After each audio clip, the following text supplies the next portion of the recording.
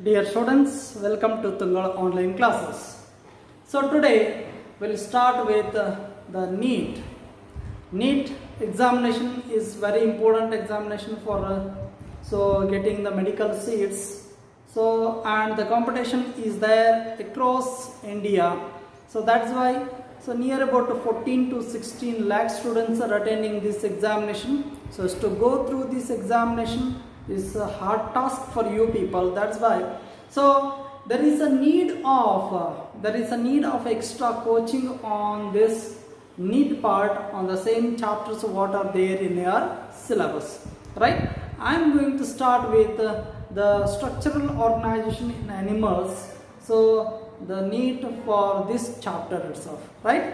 So I hope you have glanced over the whole chapter. There is a need of glancing over the whole chapter, especially we'll have to focus on NCERT. So and one more thing you should focus on, that is nothing but the topics what are given as well as the examples for respective topics what are given in NCERT. You must go through that one. Why? Because you must be very thorough with all those things, then only you are eligible for the NEET examination, for attending all kinds of questions which are asked on this chapter itself, right? So I hope you have done it. So for the last 3 days, so you had vacation, so I hope you have prepared well for that one. Okay, so anyway, so the brief knowledge about this chapter is too essential. So as to make a short note on this chapter, so there are some tricks are utilized over here, and we'll have to make a short note on this chapter. So it is set within 2 or 3 pages itself, right? That should remind you each and every topic as well as their respective examples, right? So that kind of precise notes should be prepared over here. That is too essential for you people, right? I'm going to prepare the same thing as a synopsis for you people. So there is a need of explaining the synopsis so very thoroughly is too essential for you people, so that you are eligible to solve all kinds of bits so which are there in our material itself. So keep the material with you now, and so let us start with the synopsis first, and after that one we'll go through thoroughly all the questions which are there behind this chapter in our material itself, right? Tungal material is very important one. We'll solve each and every bit. So 60% or 50% of the bits I'm going to solve for you people, and remaining 50% of the bits that you have to solve. If you come across any doubts on that one, so clarify. So all those doubts for you people, I am here so for you people to help in all respects, right? So I hope you are ready now, right? So let us start with the synopsis. Yes, so what is structural organization in animals? I have cleared the meaning of this heading. Structural organization in animals. Animals' body is organized with something. What is that something? So cells together form the tissues together form organs, and organs together form organ systems, and organ systems together form the entire body of the organism, right? So like this, different levels of organization that we have studied even in animal kingdom as well as structural organization in animals that we are going to learn over here. So see here, usually this kind of organization of the body is, a cellular grade of organization, so tissue grade of body organization, such kind of levels of organization that we have glanced over. But such kind of levels of organization,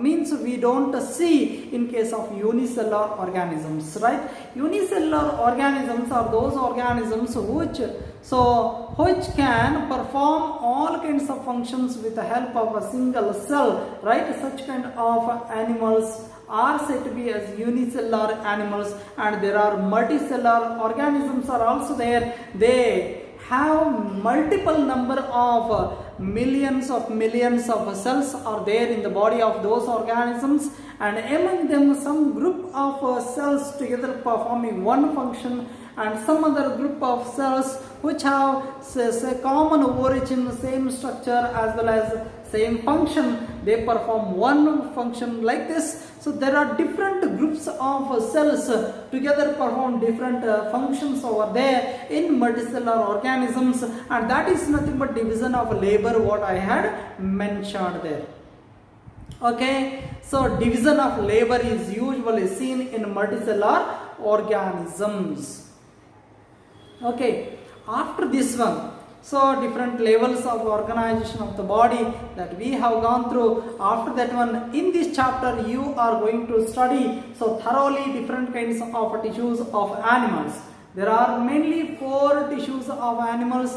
So they are epithelial tissue, connective tissue, muscular tissue, as well as last one is neural tissue or nervous tissue itself. Right? So these are the 4 kinds of tissues that we have studied thoroughly, and we'll make short notes on this one as a synopsis of the chapter, so that would help you a lot in reminding the things or remembering the things for longer period. It is too essential. Why? Because so in biology totally PUC 1 as well as PUC 2 together, so 38 chapters are there. So each and every line you must remember. Why? Because on each and every line the question may be raised. And think one thing, that so always the questions will not be similar so every year, right? So the pattern of the question may be correct, of course may be similar, but many a times so the questions will be almost changed in every question paper. Whenever you go through the NEET question paper, that moment you will come to know the reality there. And one more thing, so we can expect this kind of question may be arising from this part of the chapter or from this topic of the chapter, subtopic of the chapter. We can expect, but we cannot surely say like that. Why? Because so during setting of the question paper, the method of asking the question may be somewhat different, right? So that's why, so 1 mark questions whatever I have given, focus on all those questions in every chapter, and afterwards we'll so go through the NEET questions, and so try to keep the NEET question papers with you people also, and try to solve them all, right? If you have any difficulty, so then you may ask in the group and clarify them. Directly you may ask to me also, right? There is a need of clarification, so it's too essential for you people. So for these 2 years you have to put more hard work so that you can clear the NEET examination. So let us start with the synopsis now. Synopsis. So as we have studied in this chapter, what are the basic topics, I mean subtopics that we have studied in this chapter? Let us see now. So see here, subtopics in the sense that animal tissues that we have studied over here. So among them, epithelial tissue, and second one is muscular tissue, and third one is connective tissue, and fourth one is nervous tissue. So these are the 4 kinds of tissues that we have studied very thoroughly in this chapter. Apart from this one, and the second synopsis, second one is, so there the type study of animals, right? Type study of animals. In that one, first one is earthworm that we have studied over here, and the second one is frog, right? Earthworm as well as frog. These are the 2 animals type studies and their respective anatomical aspects that we have studied very thoroughly in this chapter.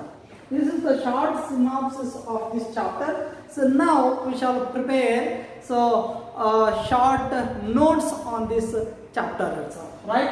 So how to prepare that one? So animal tissues. Here I shall write completely animal tissues. Animal tissues are of 4 kinds. You label them all over here.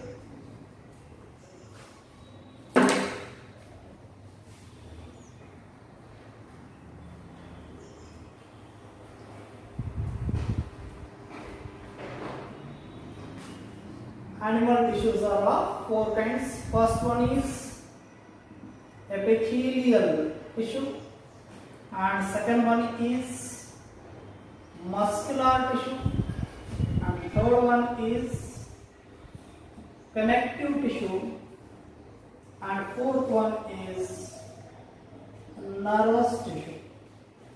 So these are the 4 major types of tissues that we come across. In epithelial tissue, that we have broadly classified them into 2 types. One is simple epithelium, and the second one is compound epithelium. Simple epithelium as well as compound epithelium are the 2 types of epithelial tissue that we have studied thoroughly. So simple epithelium, once again they have been classified into different types of epithelium based on the shape of the cells what they have, right? So all those things that we mentioned over here. So first one is simple squamous epithelium. Squamous epithelium. Shortly I shall write, so you have to write in short. Squamous epithelial tissue and cuboidal epithelial tissue, columnar epithelial tissue, and ciliated epithelial tissue, glandular epithelial tissue, and the last one is pseudo stratified epithelial tissue. So like this, you have to note down all kinds of epithelial tissue first. And one more thing is, usually in a NEET examination, the questions are asked on the location of that particular tissue. So that is too essential for you people to note down the locations, right? Simple squamous epithelium, cuboidal epithelium, columnar, ciliated, glandular, as well as pseudo-stratified. So there are different types that we come across in them. And what is focused in NCERT, how to focus on that one, right? So, and the respective examples what are given in NCERT, you have to focus on that one. For clarification of the subject, I would teach you people more than NCERT. Sometimes it is too essential for you to clarify the whole concepts, right? And whenever we are going to through the NEET examination, that moment we must have thorough knowledge about the topics, and simultaneously we must know the NCERT better, right? I hope you will do it better. So squamous epithelial tissue. So squamous epithelial tissue is also called as endothelium, right? Sometimes it is also called as endothelium, being inside the or making the inner lining of some of the regions like alveoli, right, blood vessels, right? It is acting as the endothelium, and here the cells are flat itself, right? Hence, so they are arranged as if the tiles which are arranged in the floor of the home itself, right? So hence it is called as pavement tissue, it is called as, and the cells are binded with the help of cellular junctions. There are 3 types of junctions that we come across. So first one is tight junctions, and gap junctions are there, and desmosomes are also there. So they are also forming one kind of junctions. Cellular junctions are of 3 kinds that we have studied there.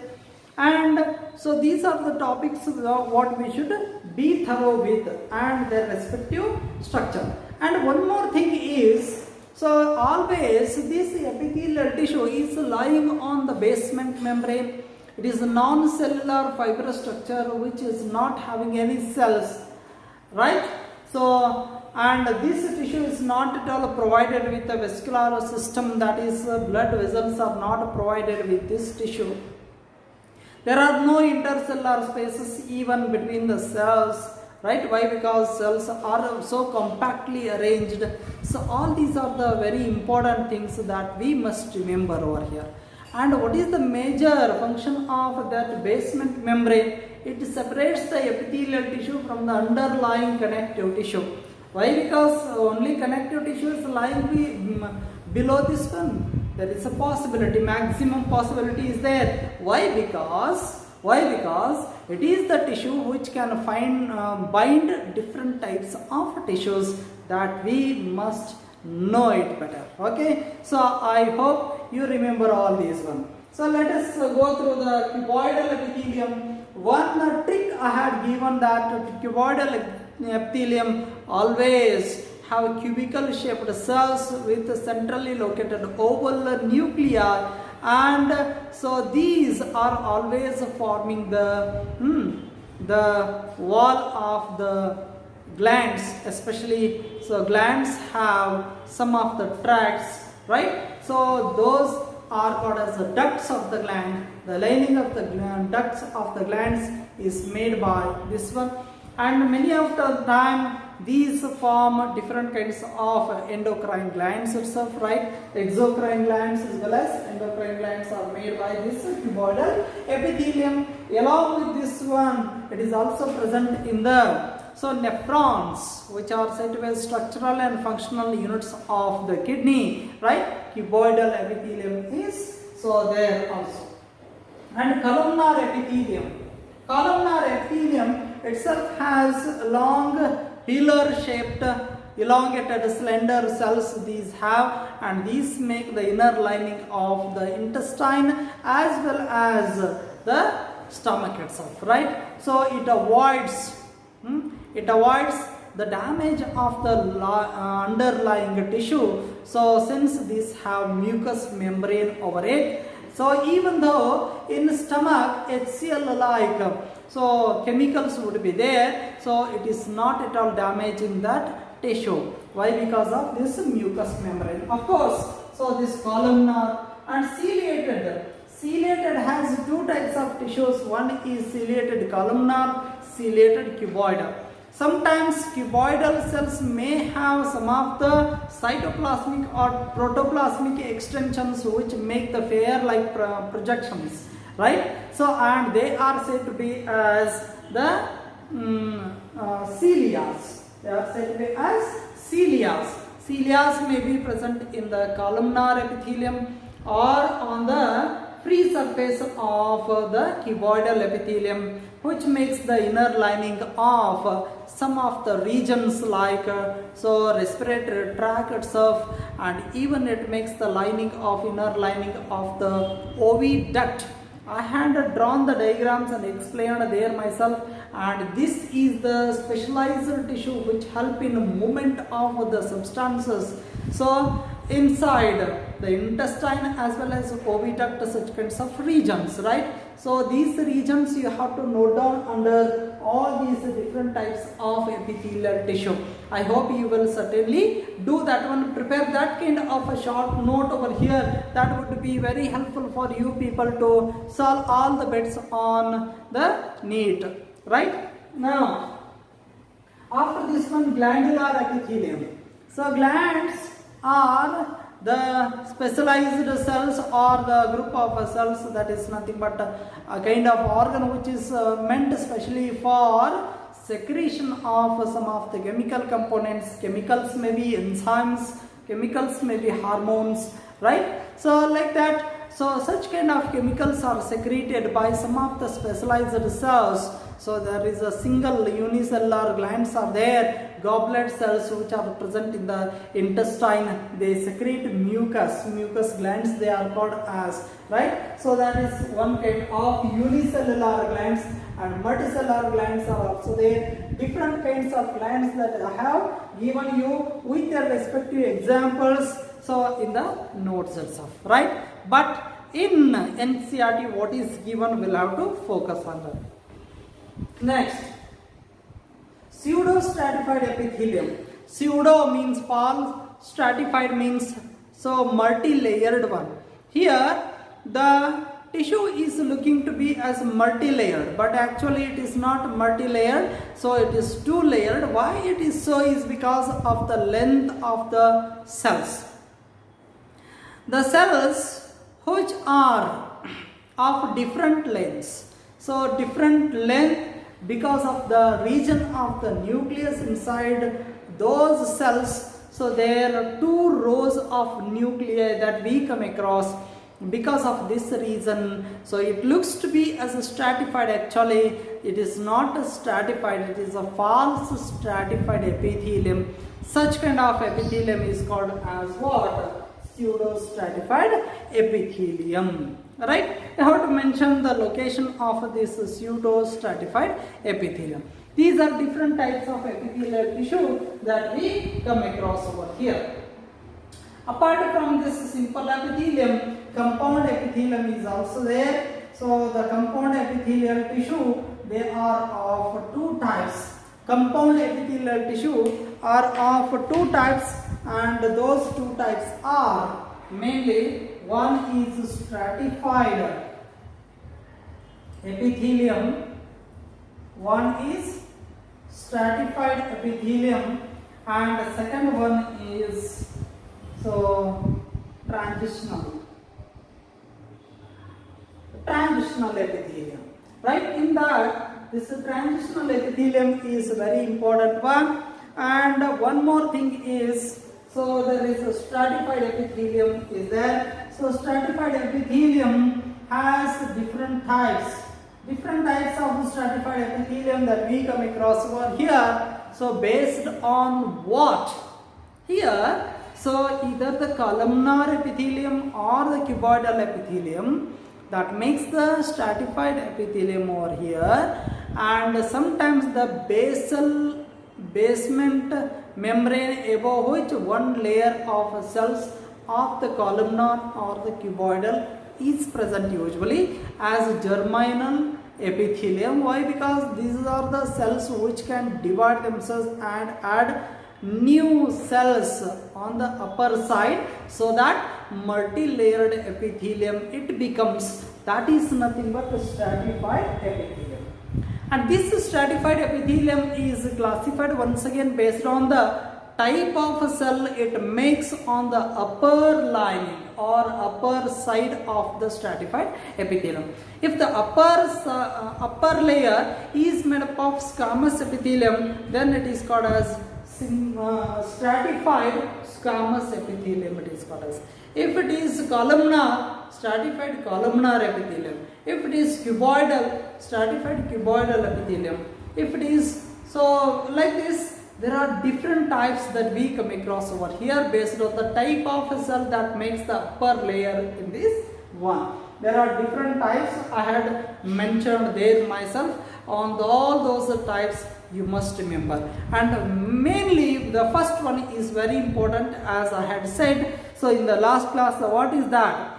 So one is stratified squamous epithelium, and that stratified squamous epithelium, sometimes it may be keratinized, sometimes it may not be keratinized, non-keratinized one. So keratinized epithelium as well as non-keratinized squamous epithelium, stratified squamous epithelium that we come across over here, and those types are keratinized is usually present in the sole of the foot.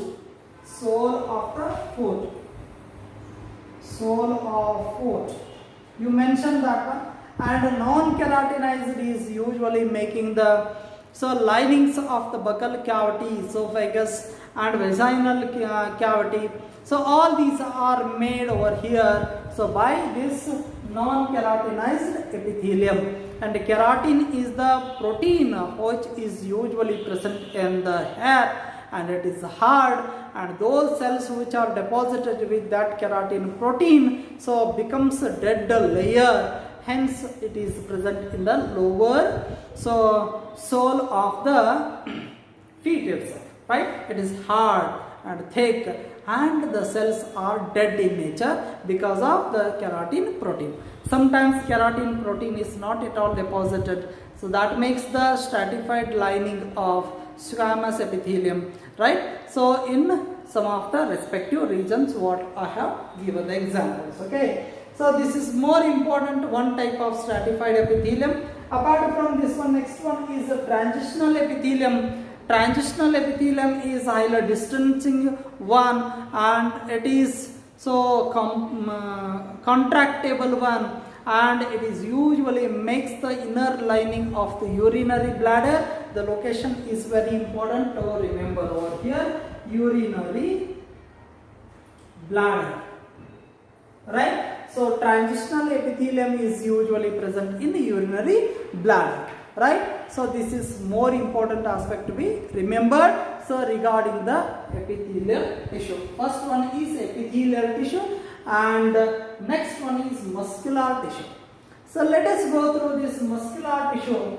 So there are different types of muscular tissue are there, and these muscular tissues, first of all I have gone through one muscle cell, right? Muscle fiber I had explained. So what is that muscle fiber, how it is? So usually these are the cells specialized one, so specialized for contraction and relaxation, right? So contractibility is one of the characteristic feature of these muscle cells, and extensibility is also there, and like that, so many number of characteristic features are there for muscle cell, that is muscle fiber. So in muscle fiber, so sarcolemma is the cell wall, I mean cell membrane, and cytoplasm is sarcoplasm, and endoplasmic reticulum, in that one is sarcoplasmic reticulum. There are some small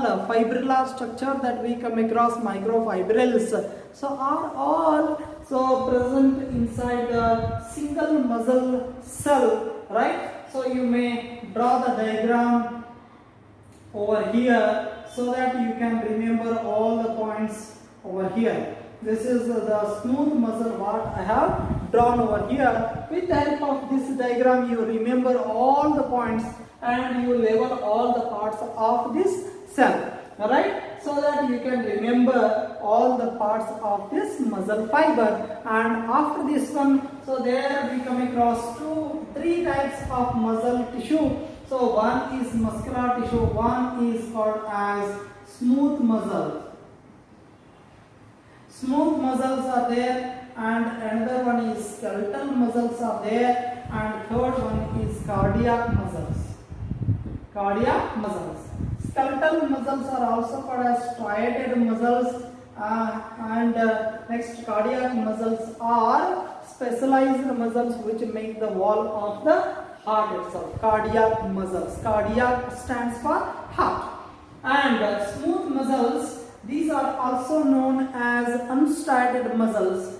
These are also known as unstriated muscles. Why? Because the striations are not at all seen in smooth muscles and they will be in a group, alright? So these muscles are smooth muscles which are present in the wall of the intestine itself, and these are working very slowly, and so they do not get tired itself, right? So up to the lifetime of the human being they are working itself, right? So that kind of muscles are smooth muscles. They are not working under the will of the human being, hence they are said to be as what? So there are two types of muscles that we come across based on the one base, that is nothing but whether they are working under the will of the organism or not.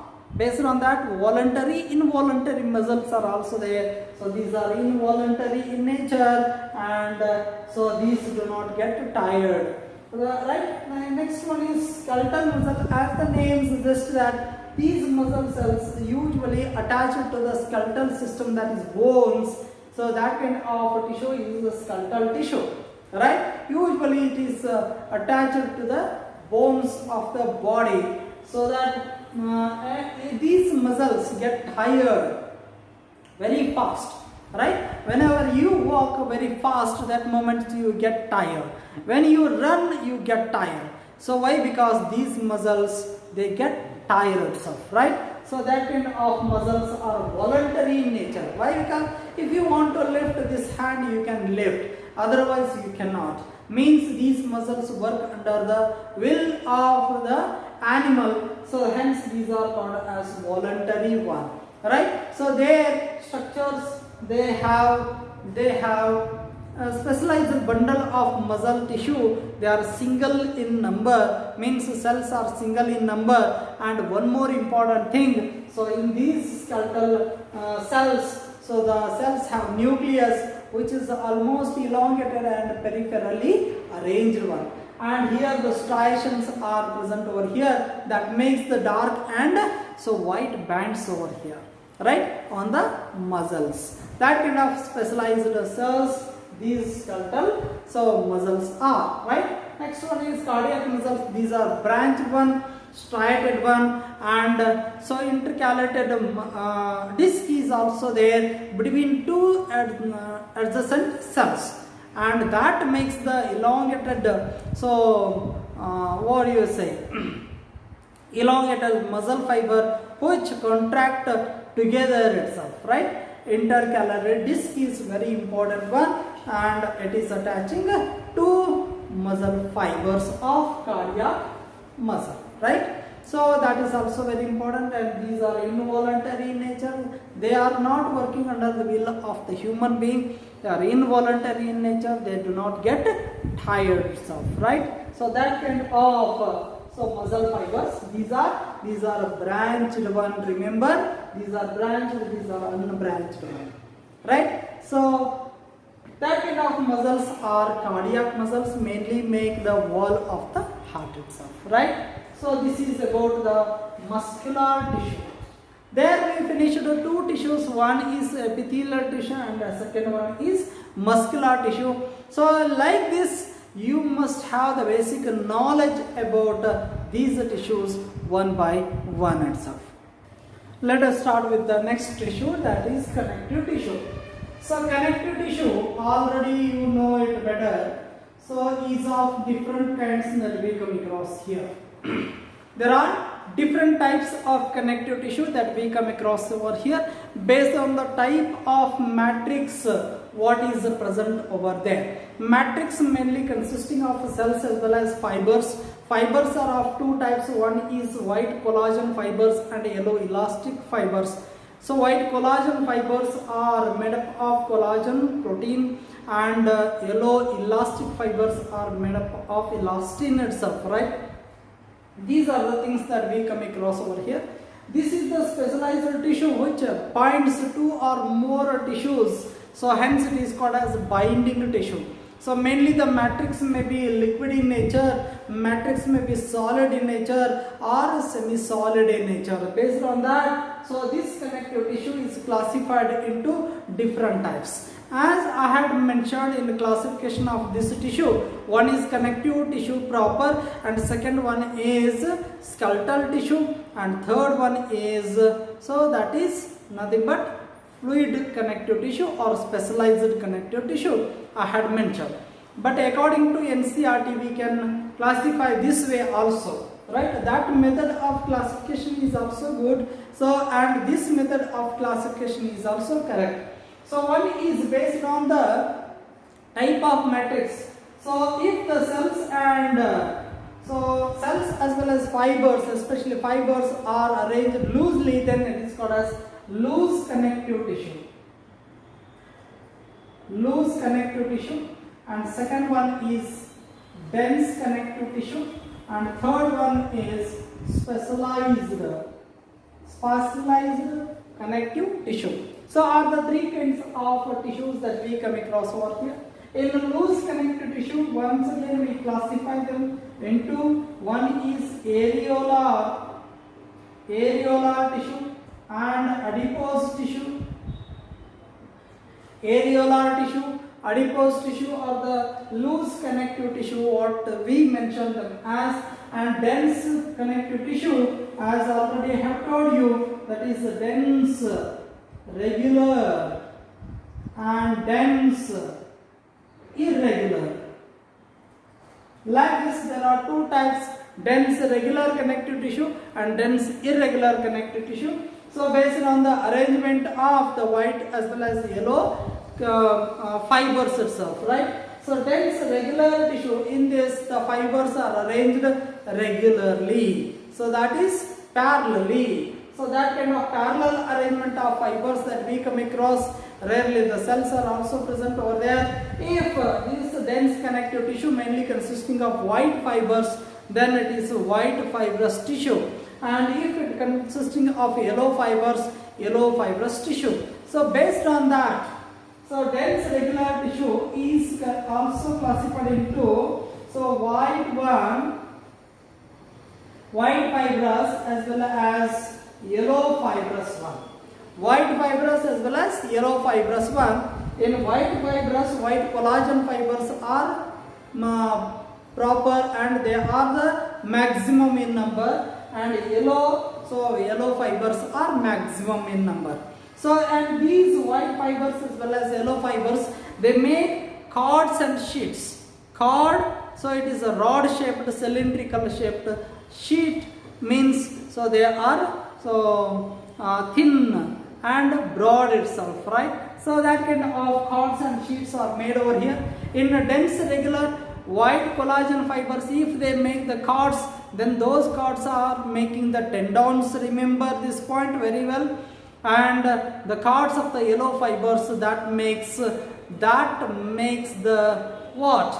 The tendons as well as ligaments. That makes the ligaments, right? So like this, their respective locations also I have mentioned there myself. So ligaments help in binding two bones, and in between two bones their ligaments are present, and bone and muscles are binded with the help of tendons, right? So this is the fact what you should remember over here. Dense regular as well as dense irregular, in which irregular arrangement or zigzag arrangement of what take place, the fibers that take place over there. It is usually seen in the skin of the human being, and a specialized one, they have been classified once again into two types. One is called as skeletal tissue, and the second one is called as fluid connective tissue. Fluid connective tissue. So skeletal connective tissue itself is of two types. One is called as, so that is cartilage. One is called as cartilage, and second one is called as bone. Cartilage is a type of a smooth connective tissue, so which has different types. One is hyaline cartilage, fibrous, calcified. So like this, different cartilaginous tissues that we come across over here, and their respective locations also I have mentioned there. Try to remember and try to write them under these one. So cartilaginous tissue, hyaline cartilage plays very important role, and its locations are very important. So one, and it is glassy in nature, transparent in nature. That kind of tissue is hyaline cartilage. Remember, and the respective locations also I have mentioned over there. And the next one is very important one, bone. So it forms the endoskeletal system of the entire human being along with the cartilage. So in the children, newly born, so child, so there what we come across is maximum cartilaginous tissue, which later becomes what? Bony tissue, right? And that bony tissue, that bone, how it is the structure of bone, that is microscopic as well as macroscopic bone that we have gone through there. And macroscopic, so articular tissue is very important. Articular tissue is very important, which is lying at the edges or the broader parts of the bone. So there you may remember that point. And next one is, so in the anatomical system, what happens to the bone? Bone has microscopic structures, and those microscopic structures are Haversian canals. What are the major parts that we come across in Haversian canals? And histocytes, that is nothing but osteocytes, what we come across there, and they are lying in the lacunae. Lacunae are interconnected with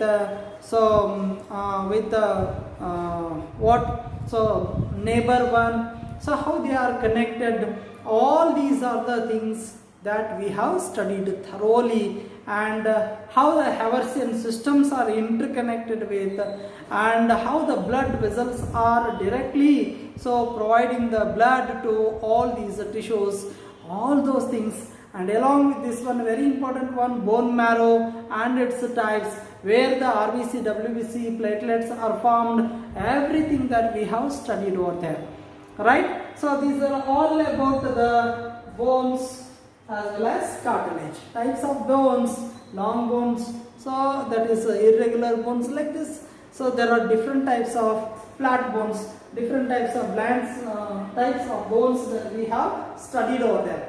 Apart from this one, fluid connective tissue is very important one. So it is nothing but blood as well as the lymph. So we have gone through this blood thoroughly, and short explanation about the lymph also I have done in the theory class. And blood is nothing but it is thick viscous reddish colored fluid that runs across the body, so that it can carry all the kinds of nutrients along with the waste materials, hormones, all essential as well as non-essential things have been carried across the body by this blood.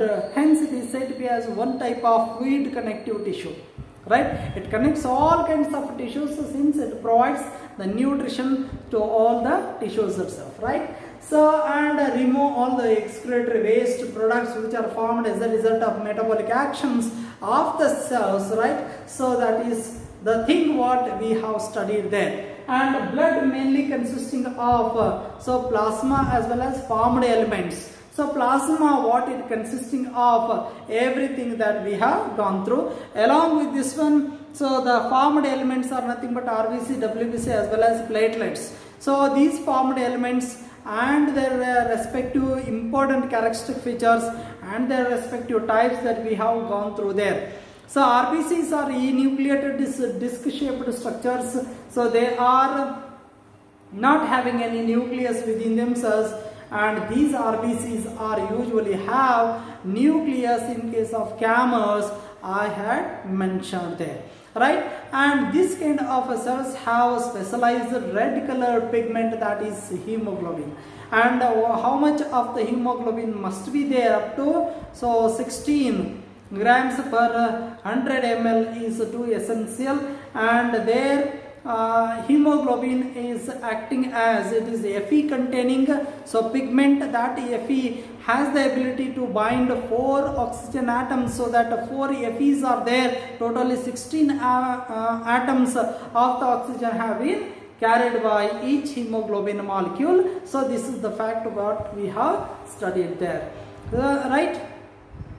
Hemoglobin, so that we studied. RBCs over and WBCs. There are two types of WBCs, agranulocytes as well as granulocytes, based on the presence or absence of the granules present within the cytoplasm of those cells. These are nucleated large cells, and these are also known as leukocytes. Why? Because these are colorless in nature. Leukos and cytes. Leukos colorless, and cytes means cells. Colorless cells these are.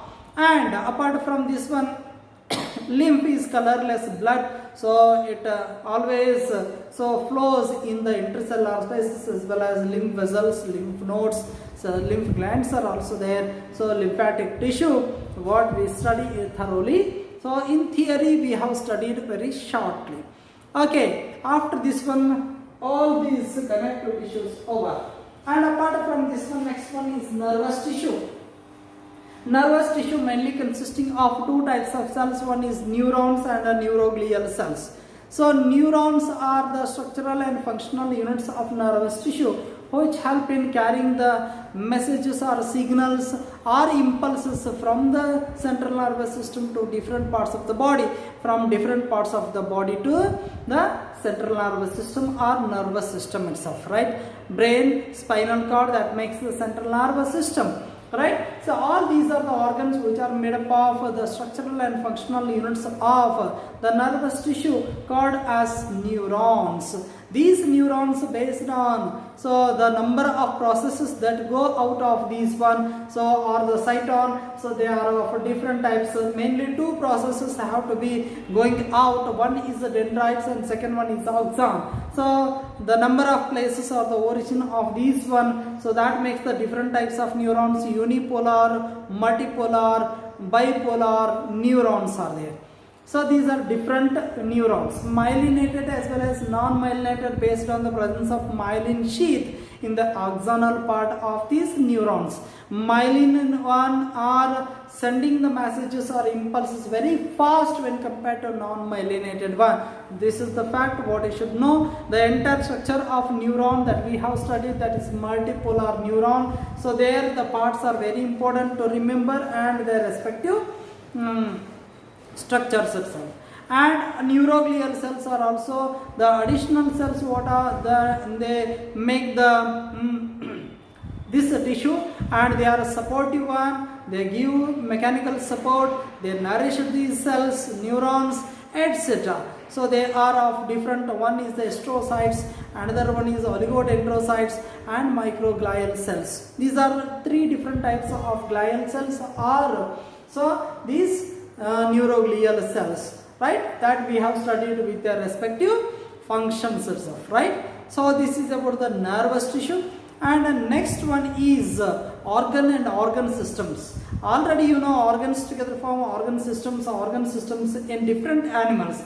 Especially we are studying these one in earthworm as well as frog. So these are the two type studies that we study over here. So type studies of these animals will write the synopsis of that one separately, and will write how to write all those things under respective headings. I will show you. So that way if you made the synopsis, then it is very easy to remember all those things, so very easily. Now we shall start with the type study animals. That is, first one is earthworm animals. So first one is earthworm, and second one is frog, what we have studied. One more is there, cockroach. It is not there in syllabus. So let us go through this one first. So in earthworm, what are the things that we studied? First one is morphology. We studied the morphology of this animal and other anatomical aspects, like first one is the digestive system, and second one is the respiratory system, and third one is the excretory system, and fourth one is reproductive system, and the next one is nervous system. These are the different systems that we come across over here in this animal that we have studied thoroughly. And what you have to do is, see here in morphology, you have to make the short note over under this heading, that is morphological features of this animal. So how the animal is looking to be? It is elongated.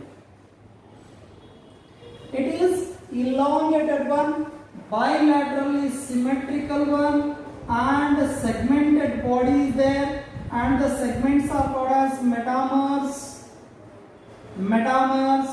and such kind of metamers are of two types, false metamerism and true metamerism. So like that, two types of metamerism that we come across over here, segmented body, and what are there in the first segment? First segment, what is the first segment consisting of? So there, prostomium. Prostomium is there, mouth is there, right?